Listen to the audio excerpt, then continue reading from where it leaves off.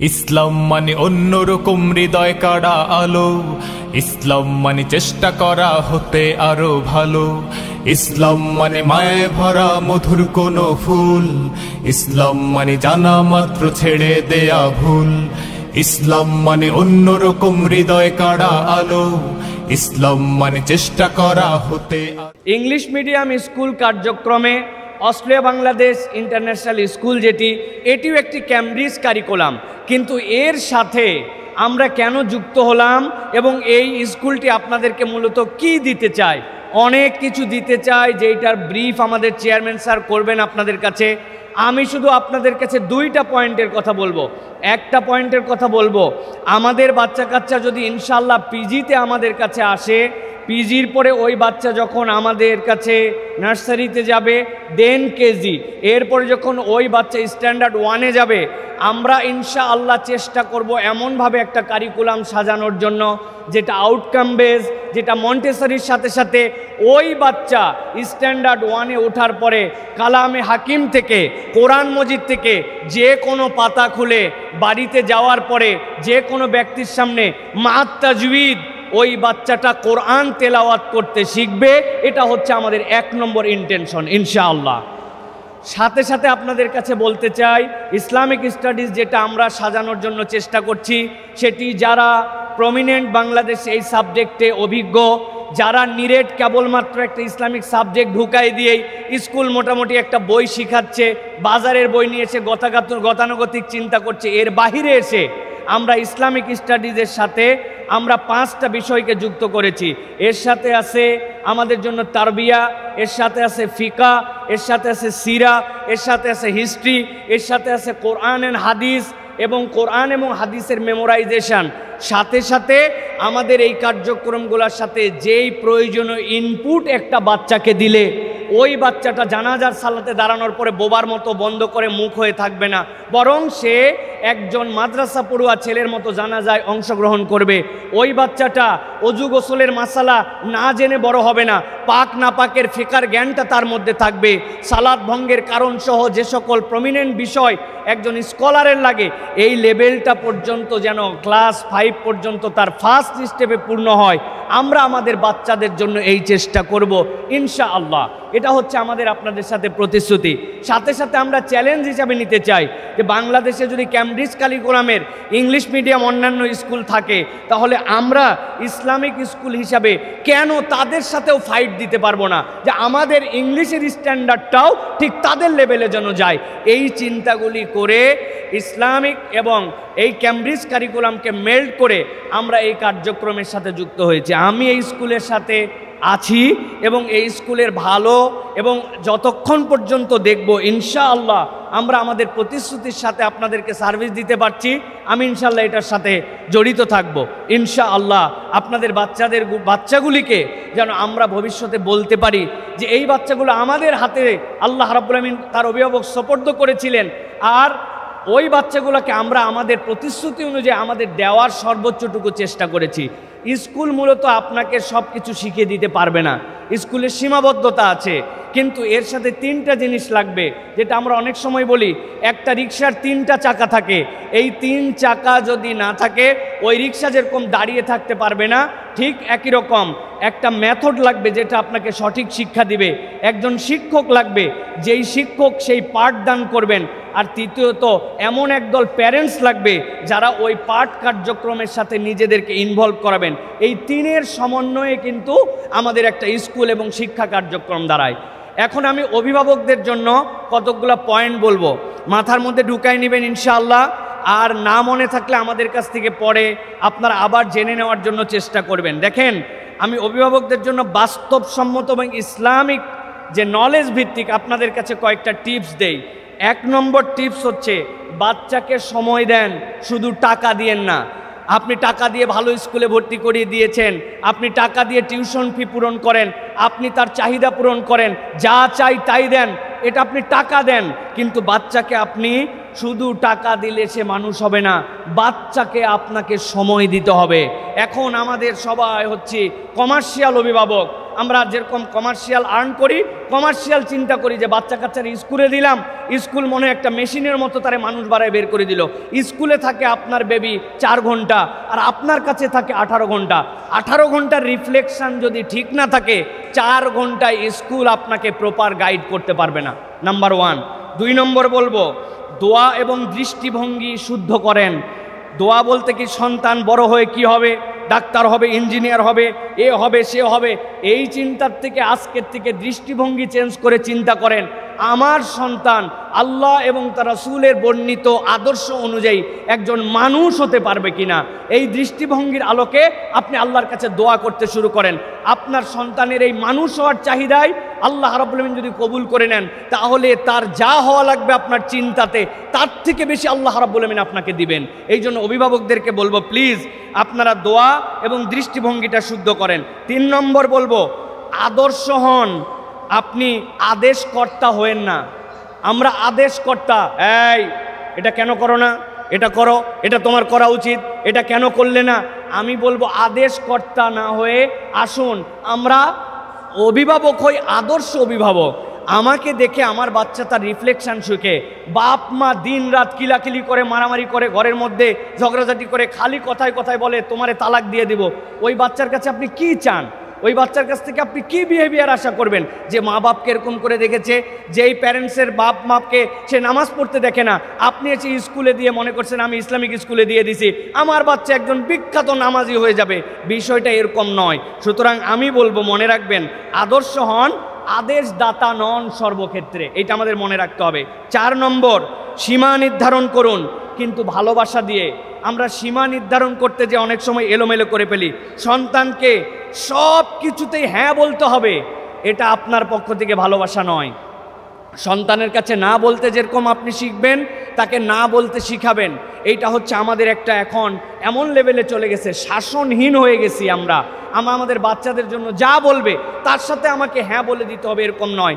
একজন স্কলার, বিখ্যাত স্কলার বলেছিলেন যে আপনার সন্তানকে ততটুকু দেন যতটুকু সে চাবে তার 60%। আমার ওয়াইফ আমার কাছে এটা শেয়ার করছে যে বাচ্চাদেরকে সব কিছু দেওয়ার মতো নয়, বরং এই স্কলারের বক্তব্য অনুযায়ী চাহিদা যা করবে তার 60% তাকে দিবেন।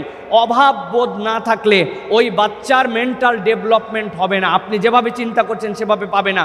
সব পেয়ে গেছি, ওর আর চাহিদার কি আছে? না চাইতে আমার অভিভাবক দেয়। সুতরাং আমি বলবো সীমা নির্ধারণ করুন, কিন্তু এটা ভালোবাসা দিয়ে করতে হবে। 5 নম্বর বলবো, পর্দা এবং শালীনতার শিক্ষা দিন ছোটবেলা থেকেই। আপনার বাচ্চাকে আপনি মোরালি যেটা ঢুকিয়ে দিচ্ছেন, বড় হলে সেইটা তার মধ্যে রিফ্লেক্ট করবে। আমি অনেক সময় উদাহরণ দিয়ে বলি, আমার আব্বা ছোটোবেলা থেকে, আমরা 5 ভাই ছিলাম, আমাদেরকে কখনো প্যান্ট পরতে দিতেন না। জিজ্ঞাসা হবে প্যান্ট পরা কি নাজায়েজ, প্যান্ট পরা কি নিষিদ্ধ? না, প্যান্ট আপনি পরতেই পারেন, সেটা যদি টাকনুর উপরে থাকে, ঢিলে ঢালা হয়, সেটা যদি অন্য কোনো কালচারের সাথে সামঞ্জস্যপূর্ণ না হয়, পরতেই পারেন। কিন্তু আব্বা পরাতেন না। অনেকেই বলছে কেন পরান না? বলে আমি যেহেতু সুযোগ আছে তাদেরকে ট্রাউজার পরানোর, সালোয়ার পরানোর, এইটাই পরাই এই জন্য যাতে বড় হয়ে ওইটার প্রতি তার আকর্ষণ তৈরি না হয়। এই জন্য আব্বা এই কালচারে আমাদেরকে বড় করছেন। আমি বলতেছি না এর দ্বারা যে আপনারা অন্যরকমভাবে প্যান্ট পড়াতে পারবেন না, এ পড়াতে পারবেন না, কিন্তু আমি বলবো পারিবারিকভাবে পর্দা এবং শালীনতার শিক্ষা দেওয়া। শালীন হওয়া, তার অ্যাপ্রোচ কেমন হবে, তার ধরন কেমন হবে। একটা বাচ্চা খেলতে পারে, অনেক দুষ্ট হতে পারে, কিন্তু ওই দুষ্টামির মধ্যে একটা মার্জিন থাকবে, তার একটা ভদ্রতা থাকবে। এটা কিন্তু পরিবার থেকে আমাদেরকে ডেভেলপ করাতে হবে। এরপরে বলবো ডিজিটাল নিরাপত্তা নিশ্চিত করেন।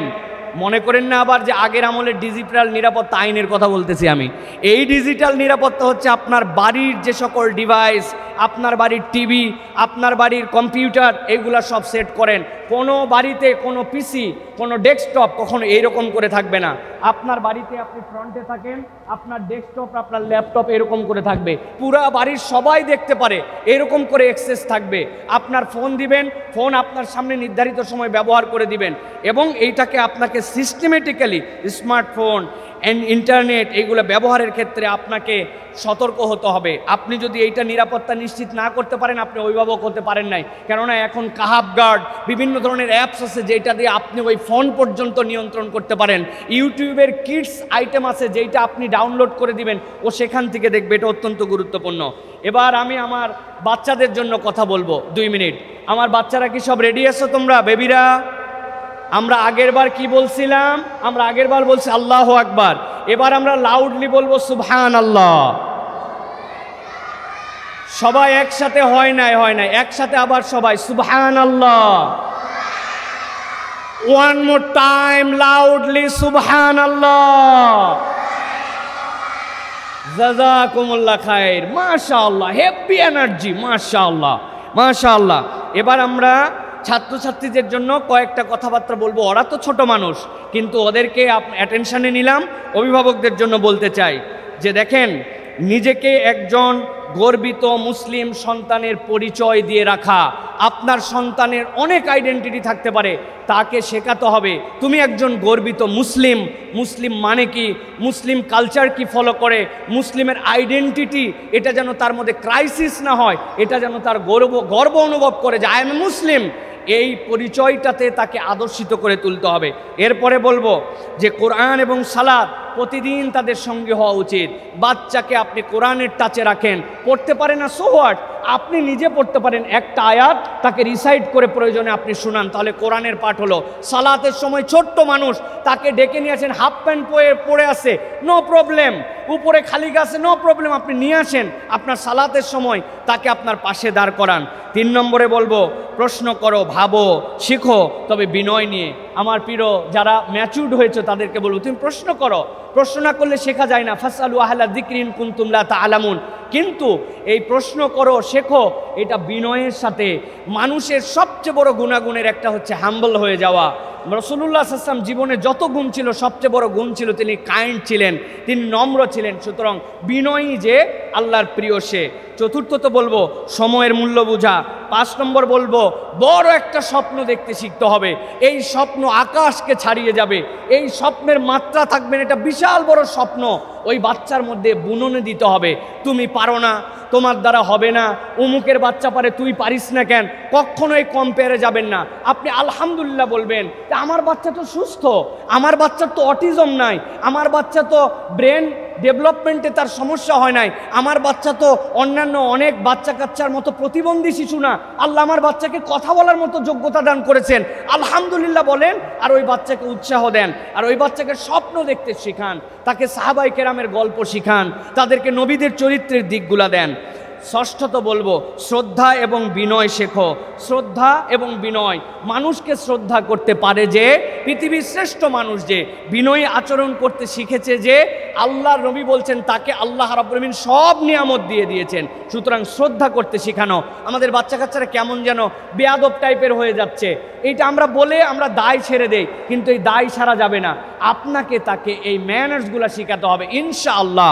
আমরা স্কুল থেকে যে প্ল্যান করছি, চেয়ারম্যান স্যার আপনাদের কাছে বলবেন, আমরা এই ম্যানার্সগুলাই তাদেরকে দিতে চাই, এই এটিকেটগুলো দিতে চাই, এই আদর্শটা তাদের মধ্যে ঢুকিয়ে দিতে চাই। এই আদর্শ ঢুকানোর জন্য আমাদের যারা শিক্ষক, আমরা যারা টিম, এই টিম মেম্বাররা আমরা একসাথে কাজ করব ইনশাআল্লাহ আপনাদের সন্তানদের জন্য। সর্বশেষ বলবো আপনাদের কাছে, কখনো দুটা জিনিস মনে করবেন না, ফেইলিয়র মানেই শেষ না। মানুষ অনেকবার ফেইলিয়র হয়, এই পৃথিবীতে একজন বান্দাও নাই যে ফেইলিয়র ছিল না।